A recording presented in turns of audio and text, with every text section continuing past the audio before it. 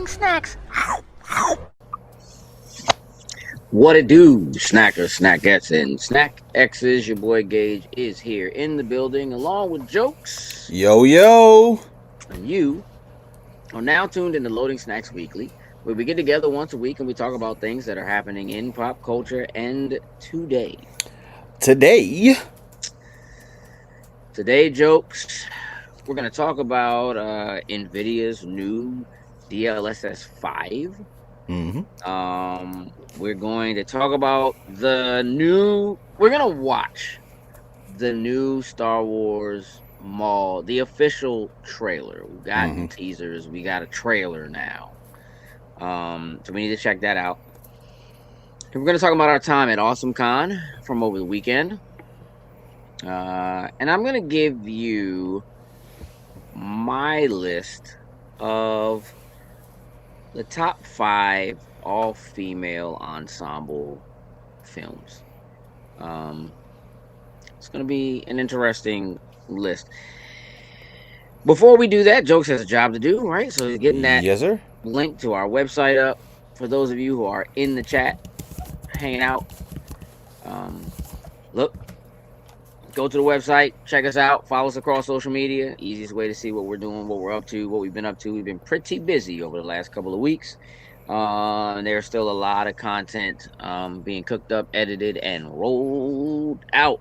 So we would greatly appreciate it if you could check that stuff out, share it, like it. There's a lot of work and time and effort that is going in from the team, spending a lot of time trying to get things edited and rolled out for you all to enjoy, so you can see again what we've been doing, who we've been talking to, and that kind of thing. So those things would be great. But we'd also appreciate if you could go over and just check us out on Patreon, where you can spend a little money to help support us in what we're doing here. And on that note, it's time for the Patreon 619 Hall of Fame. Jokes, if Yes, so let's shout out our top tier patrons, starting with Anthony Cunningham, Marcus Houston, Susan Dortch, Tyrone Carson, Meticulous Skin, Alex Lee, Ellis Mbe, and Kerbert Ferguson. Thank you very much. We truly, truly appreciate it. So now it is time for the St. Patrick's Day Tie Tuesday edition of What Had Happened Was. Hashtag WHHW, which of course is last week's news. It's way over there somewhere. Jokes? Hook me up. Number 1.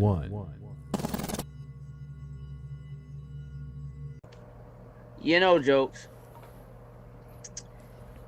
it's St. Patrick's Day. You got a green hat on with green screen on, and it keeps looking like you don't have no hat on.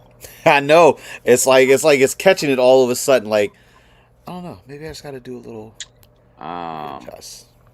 You need to grab this video. We got to take a look at this. Have you had a chance to take a look at the new DLSS 5 video that Nvidia put out? I saw it popped up. I didn't watch the video. I read a little bit about it, but I did not watch the video, though. Okay. Let's take a look at it. We don't need audio or anything for it, but we do need to take a look at it. It gives us some before and after, some DLSS on and off options, if you will. It's pretty interesting. You might want to go full screen on that, buddy. Yeah. I think that's what Joe. What you doing there, buddy, Ro? That's more like it. Yeah. So here's some, the new Resident Evil. Giving us a look at what we should or could expect across a few titles. Hogwarts Legacy here. Again, getting a chance to see what DLSS is when it's on or off. Here's a look at Starfield, which they had a major announcement today. Bunch of stuff. We're not going to get to that today, but we might talk about that later in the side podcast. What are you thinking so far, Jokes? What you're seeing? I mean, by all means, I like what it does. I mean, it's AI. I do know that much. So I guess it just depends on how accurate and things do as you're playing through some of these games. I imagine being in a powerful video card on there, it probably is going to make all of the difference on there for it. Oh, wrong one. What's going on this thing right now? I don't know. It went to whatever your next video was. So I think I think it's cool in what it can do, but it's like, and where do you get that it's AI from? That's not what they say. that's not what it. I was at least the article I was reading. I'm not sure what website it was on for it, but they were alluding to the fact that I guess there was some type of AI element that was going to be a part of it. So maybe, obviously, being super early on in that article I was reading could have been jumping the gun a little bit on there for it. But at Or you least just didn't read it right. That's a possibility. Now, what a lot of people are so DLSS is supposed to be like a lighting upgrade. It is claiming to lighting, that look more than lighting. adjust lighting, to make things look more realistic, give you more shadows, skin tones, all that kind of stuff. And the folks over at Digital Foundry, they did a video on it. It's like a 20-minute video, where they had a chance to see it during GDC last week. And they're supposed to have a more extensive video coming. Mm-hmm. They seem really excited about it and what it looks like and what it can do. Now they were running two like 5090s in the PC that was doing this, which is ridiculous. And they are saying that they intend to, or they hope to, get it down from there. There has been a lot of backlash, though, specifically because people are saying that they feel like it looks like what we've been seeing when we see these AI generated images. And the overarching opinion is that there is AI or something that they're using that they're not telling us they're using. Or that the issue is that whatever it is that they're doing with the lighting is making it look like what we have been seeing when we see an AI generated person. So if you go back and you look at the characters from Resident Evil or Hogwarts or something like that, it's like if you took a picture of them and you fed them into an AI generator and said, make this look like a real person. Right. Or, something like that. I actually watched one video where the complaint was like, if you look at the main female protagonist from Resident Evil, if you look at the before and the after, in the second, picture, when they stop it and show her, it's like they put like lipstick and like eyeliner on her, and that doesn't seem like a lighting thing. Definitely that not. Seems like an AI thing, right? And so right now there's some serious backlash going on, and people are saying that, look, if it's questionable, right? Like why they would showcase this, why they're putting it out in front of people right now and showing that, showing what it is that they're saying they're capable of doing, if it's not ready. And not ready being like, this is clearly not a thing for public consumption, or even technically close to really being ready for public consumption, if you need to run a second 5090 in order. Yeah, which is absolutely insane. Like, not that the 50 series cards are like, not accessible right now, but the cost of what them things are and the type of builds you would potentially need to run is absolutely, like I said, clearly not going to be for the average person. But because 25090s is just absolutely insane. Yeah, and like according to what they were saying on Digital Foundry, they were like, one of the 5090s is just processing the DLSS 5. Like that's all it's doing. So it is one of those things where people are like seriously questioning whether or not this is real. You know what I mean? Are they doing some sort of a facsimile? That's why I asked you, like, I wanted to see if you were saying it was AI because your initial opinion was what a lot of people are saying. Like when they Mm-hmm. look at it, they just think, oh, it's an AI upgraded image. You know what I'm saying? Or something like this. This is not like an actual real time Mm-hmm. gameplay. And you're not really seeing live gameplay. And the thing for me is like when you look at it, in some cases, you can see clearly, obviously, that the character, that static character that's in front of you or whatever, it might have a little motion after they pause it and they swipe it, Mm-hmm. is moving some, but like it doesn't seem to be applied to like background characters the same way. Um, it doesn't seem to affect the background images Mm-hmm. when there's no when like there are some cases if you watch a Digital Foundry video, there are some points where they're like walking through an environment and they turn it on and you can clearly see that like the environment looks different, like it looks Mm-hmm. more realistic, stuff like that. But you don't really see that when you see them stop footage and they Mm-hmm. run it across and there's a character up front. You really only see anything with the character and none of the rest of it seems to look more realistic. And so I think that a lot of people right now are just under the impression that this is not a real thing. You know, like it's just like that they're telling you that this is what it's going to be able to do or something like that, but that's not a real thing. Um, and I think most of the people that are commenting on it are not smart enough to be able to say they don't know. Like most people are like, we don't know what y'all are really doing or what you're really cooking, but it feels like there's a little bait and switch, a little, Mm-hmm. you know what I mean? Like something ain't quite right with this. So we'll see how it plays out. I don't I think that they're spot on. I think it looks to me, it was the first thing I thought. Like that looks like, you know, if you ask an AI to generate an To image for generate you, and do somebody that something. looks like a real image, that's what it looks I like. mean, hey, if they can get it working and everything works, I can tell you one thing: I won't be one of those that will be consuming it because building a computer with 259 uses is going to be not in question. Correct. And it's one of those things where it makes me go like, they'll say it's ready and that they finally got it all working on one graphics card and you don't Mm-hmm. need 25090s, but it won't look like that. Right? Right. It'll be good. The lighting in the backgrounds and stuff will be good or whatever, but it won't look like that. And they'll say it doesn't look like that because Mm-hmm. this is what we had to do to get it all working on a single graphics card instead of They having tell the you two the or something like specs, that. the extra memory and stuff that they had to be. Yeah, we had to get this bill with like 256 gigs of DDR10 memory that doesn't exist yet. That you got something stupid out there. Something that something ridiculous.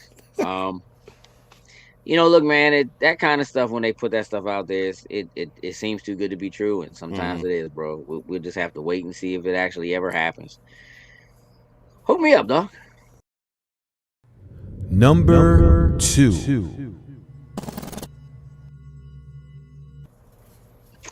All right, look, man. Let me just tell you right now. Sometimes I'm all in for the copyright strike. We gotta watch this trailer. I'm down. We gotta watch this trailer. There's a new trailer for Star Wars Maul. This is the naming. Listen, Star Wars Maul Maul hyphen. Shadow Lord. What are we doing, y'all? What They are could we have, doing, for bro? all intents and purposes, they could have just listen. We know it's Star Wars, but I know you want the branding there. You could have just titled it Maul Shadow Lord. It would have been perfectly fine. But we have to Nah, let you the need world know. Star Wars. You need Star Wars, but just Maul would have been fine. I guess they need to establish that he's not a Darth. Yeah, he's the Shadow Lord. Whatever that may be. Let's watch this daggone trailer, bro.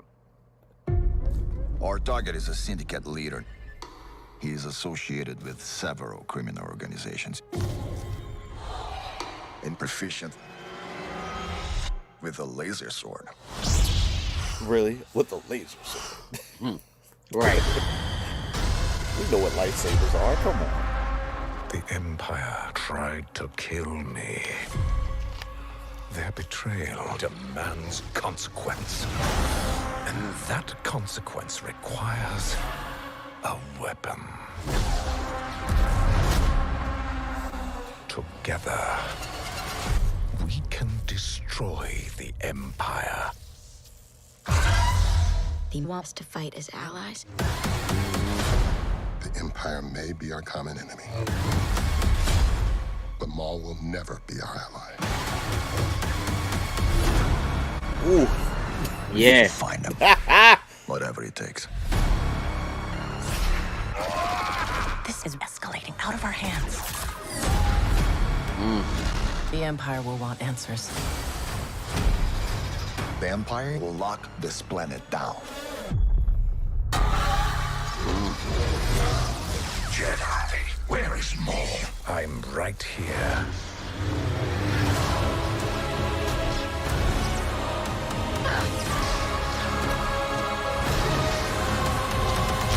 Let us have our revenge.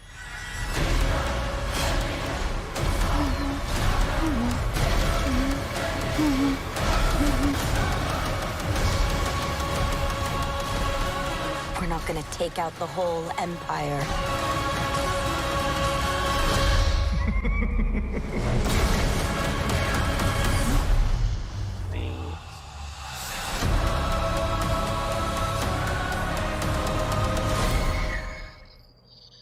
I mean, listen. Jokes. 2 episodes each over the course of, like, I think it's 4 weeks. So 8 episodes. Episodes 1 and 2 coming out on April 6th. There's a part of me that feels like they're going to bump that up. I can see that. They do that kind of stuff, man. It's an April Fool's joke right now that it's not on April Fool's like day that it could be, so they'll just bump it up. But I could definitely see that. As long as there's as long as there's nothing crazy coming out that weekend, I think we could definitely see that. Jokes, why Maul and why now? Yo, Maul is one of those characters that I feel like, unfortunately, like, obviously from the first movie when he was in Phantom, good God, I forgot the name of the damn movie by then. Phantom Menace? Phantom Menace, Jesus. Having a moment. He was short-lived in the movie. And, people loved him, even though we only had him for all of a few seconds and a few words that he said. We were able to bring him back in the show. But unfortunately, he dies in the show. And it's like, people love this character, and they want to keep bringing him back many times because people love him. And it's like, we have to keep doing these stories in between different, like, obviously he's trying to take down the Empire, but clearly I'm guessing he's gonna fail through this actual series. But I just think it's just the love of Maul. The love of Maul is just one of those that they just can't. They want to keep feeding that fire with him and trying to create these, these pockets within the Star Wars timeline that we can work with, and just trying to figure out what to do with them. What now? Now the reason now, I don't know, unless somehow with something new that's going to come along that's going to end up tying someone else to Maul or somewhere to that Sith lineage. I don't know, because otherwise, as of right now, I don't have a specific reason why Maul would just be brought back now, other than the fact that people just love his character so much. Yeah, I mean, I have a theory that a lot of the love for Maul, I'm talking like Muggle love for Maul, right, comes from the fact that he was the only other Darth. Mm-hmm.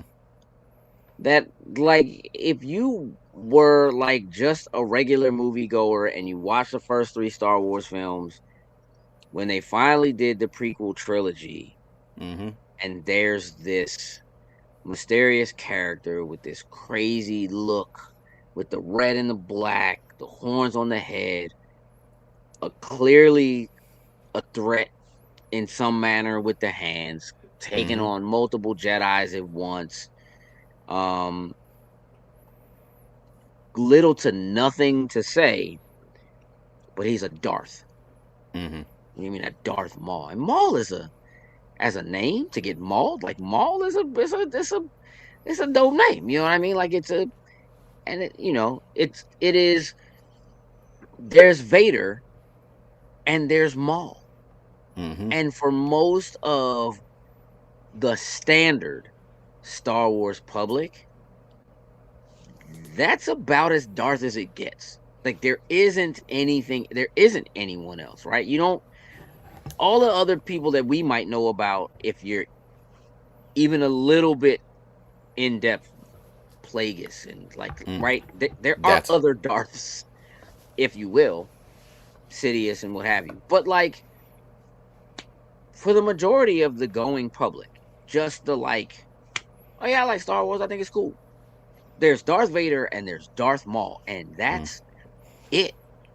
And there hadn't been any other Darth in mainline or main popular culture. Not that there weren't other things happening in what is now legend and not canon and blah blah blah blah blah, right? But I think that's a lot of it, right? Like I think a lot of the popularity of it is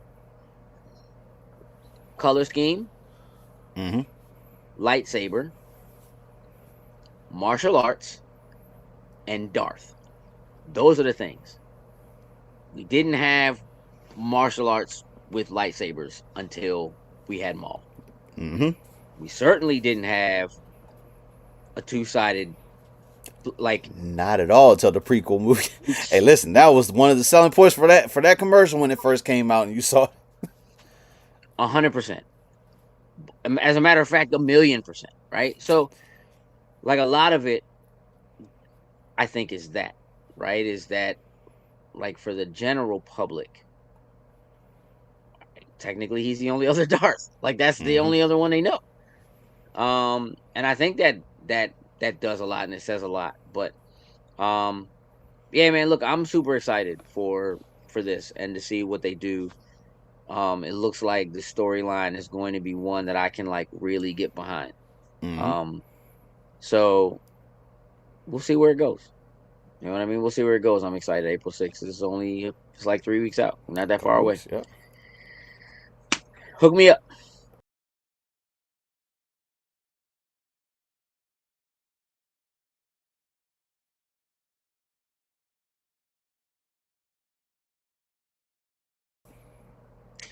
I just want to double check jokes and make sure that is the chat, because I haven't seen anybody popping in and saying hi, and I don't know if you can see the chat. Just one little not too long ago. I just want to make sure that we acknowledging and something like. Just want to make sure that we're jumping in, we're acknowledging. Let's talk about Awesome Con, bro. We had a pretty solid weekend this past weekend. I agree. It's hard to do 2 cons in a row. Like in terms of like if you go to one and then you go to another one, like, and not feel like, you know what I mean? Like, what's your take on the vibe at Awesome Con this year? How'd you feel? I think it was okay. Yeah. Friday, just typical concept. Fridays are normally a little bit lax in comparison until we get to like the Saturday where everybody is coming out to play. I will say Friday, even though we're used to it being a little laid back, a little lax, I felt like it felt a little more laid back than it normally would. But other than that, like I think overall, I think it was okay. At least for our perspective on what we do, I think was okay. I haven't seen any complaints or anything like that, but overall, I'm just going to say, honestly, it was okay. I don't think it was anything super extravagant, anything different majorly. Like, it just felt typical, I think is the way to say it. Solid Awesome guest that they had like there. Awesome Con. Yeah, solid guests. Yeah. I think they had a decent selection of people there for people to come out and take pictures, get autographs, and all the good stuff for it. But Yeah. yeah, I think it was okay. I don't think it was nothing super crazy. Okay. I mean, I don't know. I'd probably feel like it was better than okay. Mm-hmm. Um, though I think I get what you're saying. Mm-hmm. Again, Awesome Con definitely has a different feel after you do BlurCon for a whole weekend for 72 hours or you know what I mean, back to back or whatever it is. Um, Oh no, but there's one right there. Sunday was awesome. oh, somebody had a great time Sunday. Look, from a perspective of what we do, right? The way that like press was handled and getting interviews and stuff like that was handled, um, it's a thing they never really did before. Yeah, So it was big plus on one, that side. yeah, definitely a step up, and two, for it being the first time after us doing this for years of them like allowing press to do interviews with guests and stuff like that if they were doing them or whatever. Um, it was handled very well. Like it was Mm-hmm. done really well. Um, generally speaking, right? So I think I think for me that was probably the piece of it that made it feel different because Agreed. I'm used to going in to this particular convention and having to uh work a little bit harder / differently than we do at other conventions if we want to try to maybe snag an interview with like a guest who's there at the convention or something like that. And this year that was a bit easier to deal with and to handle. We had some really great conversations with people on the floor and got to see a lot of people we hadn't had a chance to see in a while as of yet. We I think made some really good connections and talked to some really good people, had some great experiences with some of the Power Rangers and getting to talk to Adam Savage was really cool. Getting to talk to the cast from Mm-hmm. X-Men 97 was really cool. Um, you know, it was it was overall for me a really good experience. And then knowing Mm-hmm. that there was something brewing with Firefly and what was happening there, we kind of have to talk about that as the elephant in the room as far as Awesome Con. Like having something like that get announced at Awesome Con is the kind of thing that is a big deal. Like it's the kind of thing that cons want to have, right? And so Mm-hmm. for something that is as big of a deal with as much of an underground following / movement that doesn't feel underground as like Mm-hmm. what Firefly has, with that cast, to have all of them there, all of them signing and doing photos and taking pictures and doing multiple panels, right? Even though they Mm-hmm. weren't doing press, all kind of culminating to this announcement early in the morning on Sunday so they could get like the press beat out. So it could be like, Mm-hmm. here's what's Hit happening. on there. Um, everybody kind of wondering what's going on. Are we doing a Firefly reunion or, um, having them kind of acknowledge like we would never really be able to do a Firefly show again. Like we're all in different places. It's all, but to announce it as something they could do animated, where they could do voiceover from their homes, they could, you know Mm-hmm. what I mean? Like just the logistics of doing it is very different. Um, and for me personally, the reveal was a little bit lackluster, only because the announcement was kind of only really half of an announcement, right? Yeah. It was not an announcement of, hey, we are doing a Firefly animated show. It was not. It was, we have done all the legwork over the last 4 or 5 years to Mm-hmm. get showrunners, to get a pilot cooked up, to get artwork drawn up, Mm-hmm. to whatever, and to establish that we would need this animation studio. We need the blessings of these owners. We need Fox. We need Disney. We need, whatever to say it's okay to go do this thing. And having gotten all of that done, we still don't have it greenlit. Mm-hmm. We need you all to go online and tell them this is a thing you want, that it's worth them spending the money to do and paying us to do, and what have you. So it was almost like them announcing a Kickstarter for It almost Firefly, animation, which is in a lot of ways almost what it is. So it was a little lackluster for me because, again, it just with the build up and the, hey, we doing a thing, and that, right. it fell a little flat for me. But I will say that the excitement is there, like really feeling like there's such a high level of closeness to getting it done. I think it's special, and anybody who was in that room, that standing room only giant room. Mm-hmm. I shouldn't say standing room. It wasn't standing room only. Standing room is all that was left. Like, the room was filled, the seats were filled. You know, again, it's a special thing, right? If it means enough to you that a show that only had 14 episodes and was canceled 25 years ago, and then has like a movie that you're cosplaying it, and you know what I mean, and Mm-hmm. there's fan fiction, and there's all that kind of stuff. Like, if it means that much to you, the sheer number of people that came out to see it, to support it, to hear about it, it was pretty solid, pretty special being in the room for something like that. So it was really cool.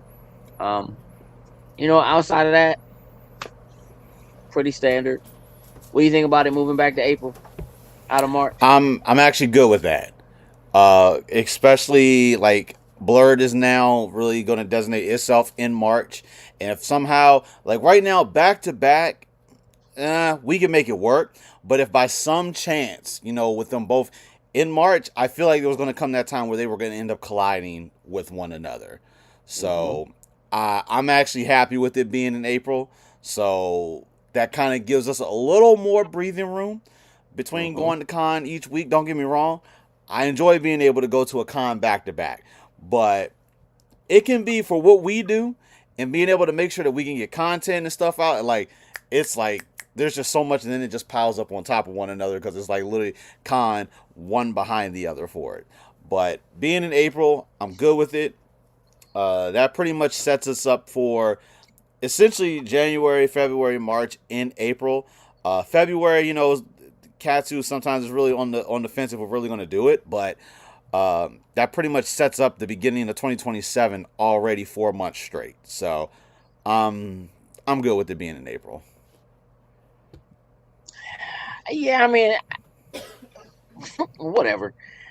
Only because it's like, at this point, who knows who's going to announce something else that's going to Else be in between, I know. Yeah, like right next to it or right around it or something like that. But at least there's more there's more space. There's more space to work with. Yeah, I mean, I definitely don't. The idea of them being back to back, would not be a thing that would excite me. You know what I mean? Next year, and it was a thing that I was concerned about all year last year. Yeah. With the announcements once they made them, so and it's like, it's also towards the end of April. Like, that's the other thing, right? It's not like it's Blur content to be beginning of March. This being end of April is, it's just, there's much more space between the two.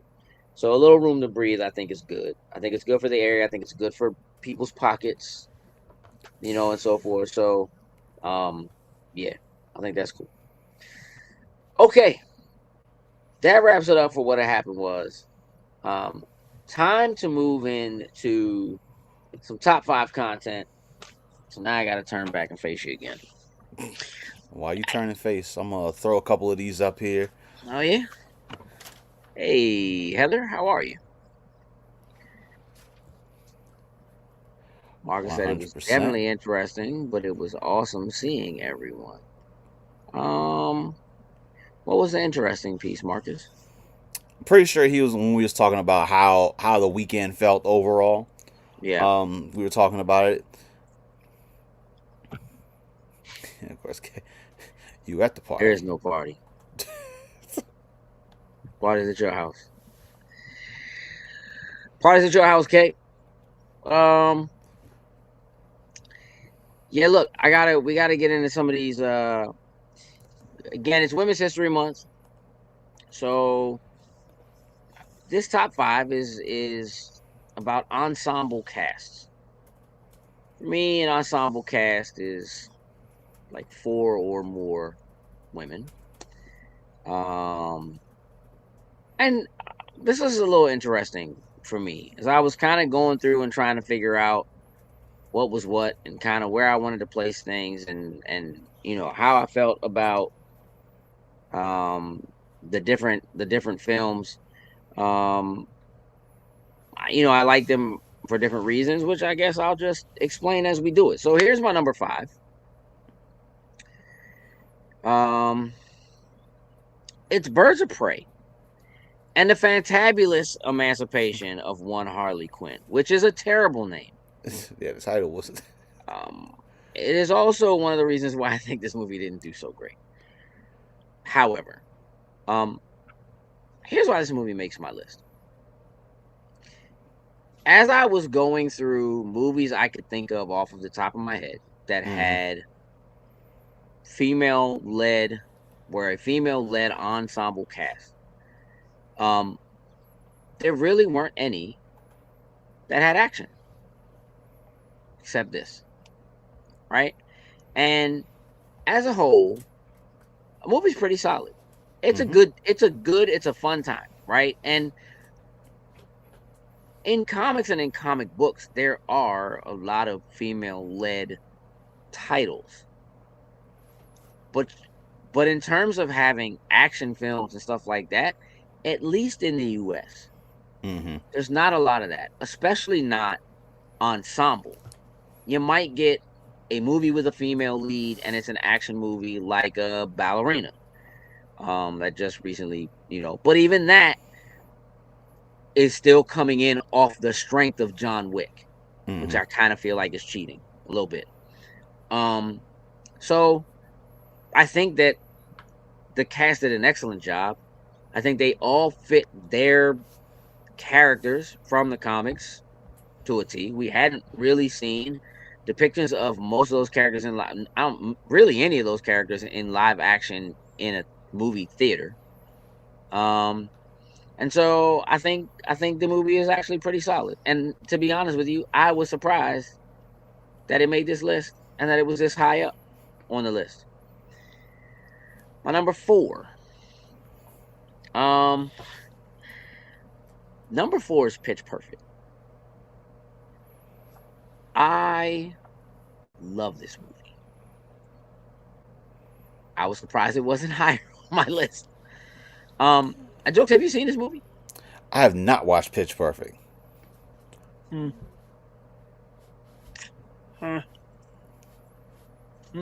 might have to do something about that, Jokes.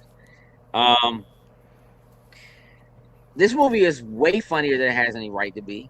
The music in it is way better than it has any right to be. I feel like may not hold up as well right now if you were to go back and watch it, only because at the time a lot of the songs in it were still like prominent pop song, like they were already. I guess songs. Just in I was. Yeah. So like, and obviously they did that again, and as they did Pitch Perfect 2 and Pitch Perfect 3, but this is the one that started it, and I think this one is actually better than those other films. So anyway, Pitch Perfect, Barton Bella's, Jokes get hit. My number 3 is The Craft. The Craft was released in 1996. And this was a time when we were in sort of like a movement of seeing more ensemble cast, female ensemble cast lead, and that will reveal itself a little bit as you see my next two picks. But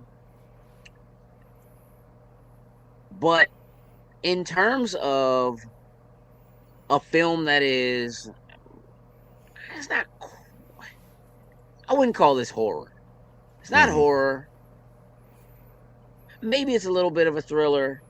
But a young teenage all-female cast that is specifically talking about witchcraft at this time, a thing that just wasn't and kind of hadn't been done, and truthfully is like a cult classic, and so it stands out as one of my favorites. So that's my number 3. Now these last two, on any given day, might be able to flip. Okay. Or flop. They might be able to swap places. But currently, here's how I have it running. Number 2 is Waiting to Exhale. Ooh, okay. Jokes, what an incredible film this is. Oh, it's been so long since I've actually watched Waiting to Exhale. Truthfully, me too. But, this was, I mean, just look, bro. It's, I know the got Angela Bassett, dog, the Whitney cast Houston alone, but like, Whitney Houston, I think people were still kind of in a place where they're like, Whitney ain't no actress, she's a singer. Right. But The Bodyguard, you know what I mean? Notwithstanding, like, as a whole, like, coming from the book, and being a movie in a lot of ways about empowerment for women, especially for Black women, seeing an all-Black cast that was an ensemble led by women. Not that there weren't men in the movie, but they're part of the movie. It's not about them, right? And that's what I mean. Like, this is an ensemble. It's led by the women you see on the cover of this of this poster, and it's the kind of thing that, like, I feel like it could get greenlit again. It might even be. You might even be able to remake this now, possibly. But super great, super heartfelt, incredible soundtrack. One of the greatest soundtracks ever made for a movie. Full stop. And then my number 1, and I've said this before, but like, let's just get into it. It's still Magnolias. Now again, these two films could swap places. This is 92. Waiting to Exhale was 95. The Craft was like 96. All of the women who are on this cover are all women who were great actresses, great lead actresses in some manner at the time. Like, a Julia Roberts is basically new, right? Dolly Parton had done some other acting and stuff like 9 to 5 and that kind of thing, but like, this was, I think this might be the first movie. This might be the first live action movie that ever made me cry. It's too far past Transformers and Losing Optimus Prime to be the first movie ever, right? To make me cry. But and look, there are some other films that I feel like really could have been in here, and we're gonna get to those in my honorable mentions. But look, I think if you haven't seen Steel Magnolias, it is 100% worth the watch. It's aged very well, for what it is. I watched it not too long ago. It's been a couple years now, but Sally Field, man, like it's just it's super well done, super well directed, incredibly well acted. You should definitely check that out. That's my top 5 Cool. female-led ensemble films. I do have a couple of honorable mentions, so we'll move into that. I'm going to start with Ocean's 8. So Ocean's 8 I teetered with. I like the film. I think it's a good movie. I didn't put it on here because I feel like in putting this list together, I tried to steer away from films that I feel like people would say it's just the female version of a movie that already has a male version, quote unquote, if you will. So it's not that they don't do a great job or that it's not whatever, but I do feel like there's something to be said for having something that feels more like an original story, for me anyway, that's led by women instead of it being something that kind of piggybacks off of, something else. Bridesmaids. Bridesmaids could have made this if not for Pitch Perfect. I like Pitch Perfect better than Bridesmaids. Bridesmaids is funnier than Pitch Perfect. But I have to watch Pitch Perfect because I do enjoy Bridesmaids. Music. That's one of Tatiana's favorite movies. How many y'all gonna have to? It's time for Pitch Perfect. That's all I'm saying on that. And then a movie that was on the list, but I removed from the list. That movie is A League of Their Own. It's a great film. It's an incredible film. However, I removed it from the list because this is a movie that I honestly believe, even though you have such a strong female ensemble cast, they pushed the film's relevancy on the back of Tom Hanks. Right? Like if I had gone to look up the movie posters for this and Tom Hanks's face is was always not there front and center, I'd have been like, yeah, this is it. But it's not that. And so, unfortunately, even though, you got Madonna and Rosie O'Donnell and again, it's a great ensemble cast. But Tom Hanks being so front and center in it, when I compared that to these other films, that, yes, again, there are men in it, but it's not about them. A lot of A League of Their Own is about Tom Hanks, and it feels like them trying to prove it, and not just what the movie is about, but in terms of the marketing and the way that they pushed the film. They didn't do what I feel like they could have done. They could have relied on pushing the female ensemble cast to make that movie what it was. But I think that because they leaned on Tom Hanks the way they did, that's why it didn't make this list. I was really looking for stuff that allowed the women in the cast to shine as the front runners for real. And I just didn't have a League of Their Own, even though it's a great movie and it has an incredible ensemble cast of women in it. So that's where I'm at on. That's where I'm at on that. Time to close show jokes. Dig it. You know what I'm saying? What's going on? Look, bro, what's happening with wrestling? Look, listen, man. I saw Ronda Rousey show up at AEW. You know I'm a fan. I like Ronda, and then I don't like Ronda, and then I like Ronda or whatever. I saw her show up at AEW after she spent, I don't know, 15 minutes at a press conference bad-mouthing everything that was UFC and everything that was WWE and their ownership and whatever, wearing a Roddy Piper jacket.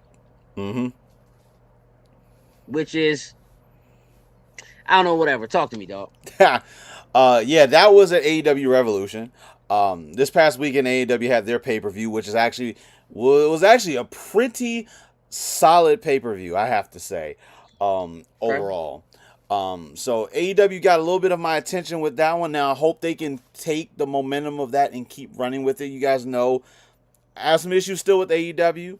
We did go over some of those things when we were having our panel at the AwesomeMania panel at AwesomeCon. So if you were fortunate enough to be a part of that. I'm just going to say, I was surprised you didn't bring that up, You didn't talk about that at all when I was like, I feel awesome con. But I wasn't going to do that to you. But yeah, but other like yeah, so hopefully AEW will do some things on that. On the WWE side, at this point now, we're on the road to WrestleMania.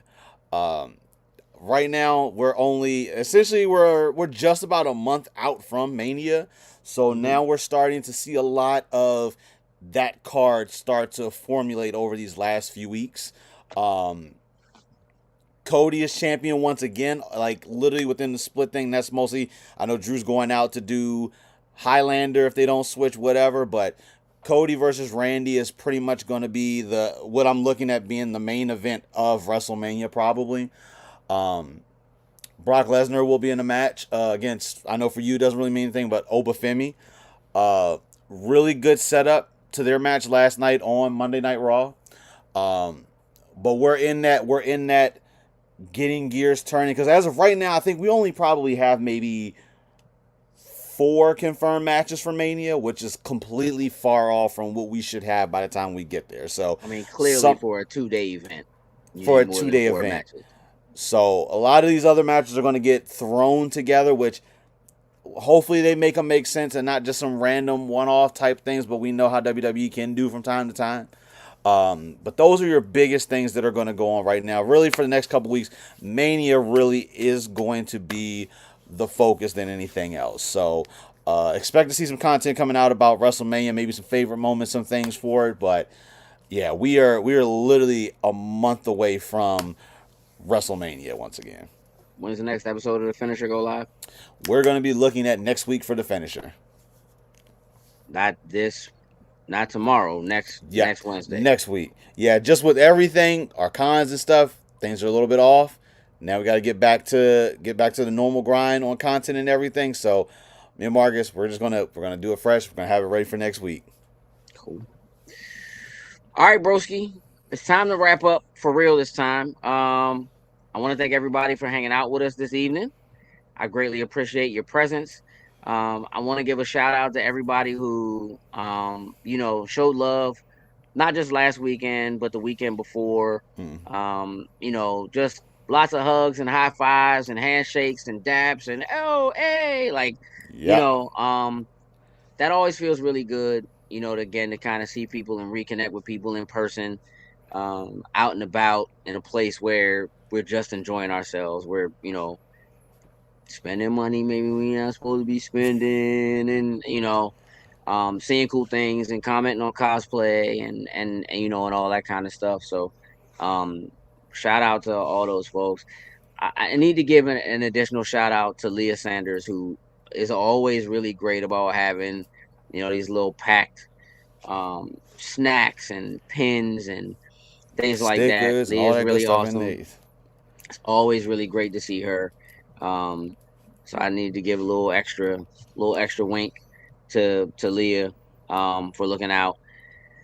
To all my lurkers, hanging out in the background, making no comments, just chilling. Your views count. We appreciate it. Thank you for hanging out. Thank you for listening. We love you just as much as everybody else. Jokes. Tell the folks what I need them to know.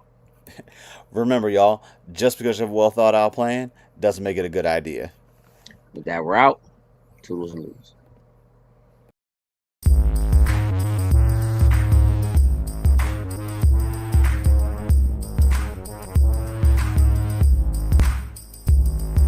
Loading snacks. Get